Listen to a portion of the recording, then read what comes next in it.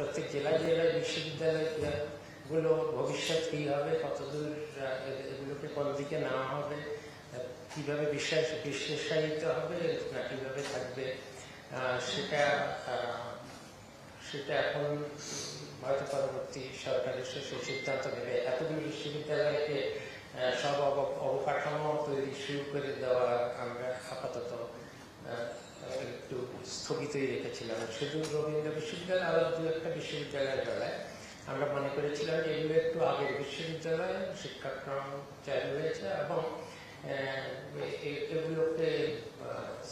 এগুলোর জন্য নতুন করে স্থায়ী অবকাঠামো নির্মাণ প্রয়োজন। যেহেতু এগুলো আমাদের আবার দ্বিতীয়বার এক সবাই আসলো, আমরা এটাকে অনুমোদন দিয়েছি। সংশোধিত যে প্রস্তাব, এই অনুমোদনটা দেওয়ার কারণ হলো আমরা বলেছিলাম যে এটার শিক্ষা কার্যক্রম কী হবে। এটা যেহেতু আমরা একটা স্থায়ী ক্যাম্পাসের অনুমোদনও দেব, কাজেই এটা দীর্ঘমেয়াদে তাদের আসলে কী করতে চায়, কতদূর বড় হবে, ছাত্র সংখ্যা কী হবে, এটা রবীন্দ্রনাথ নামের বিশ্ববিদ্যালয় হলে তাহলে তো এর কিছু বৈশিষ্ট্য থাকতে হবে।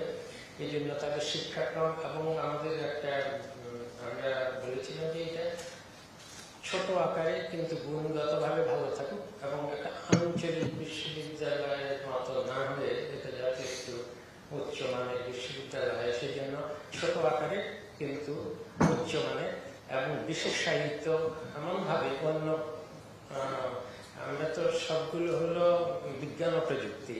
এটা বিজ্ঞান ও প্রযুক্তির বেলায় ফলিত বিজ্ঞান, কি করে মাছের চাষ হবে, কি করে ফলে উন্নত মানের অন্যান্য ফলিত কৃষি গবেষণা, এগুলোর দিকে যেমন হোক, আরেকদিকে ফাইন আর্টস।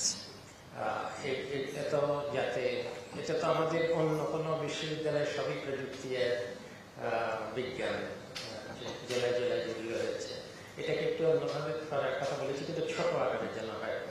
এখন এখানে আমরা অনুমোদন দিয়েছি, কিন্তু এটা যে জমি বরাদ্দটা ছিল সেটা পরিবেশ মন্ত্রণালয় থেকে জমি বরাদ্দটা দেওয়ার সময় এটাকে ভূমি অধিগ্রহণের অনাপত্তিপত্র দেওয়া হয়েছিল। সেই অনাপত্তিপত্রে অনেকগুলো, এটা 2018 সালে অনেকগুলো শর্ত জুড়ে দেওয়া হয়েছিল। পরিবেশের যেসব শর্ত থাকে, জলাশয় বিভিন্ন বিধিনিষেধ থাকে,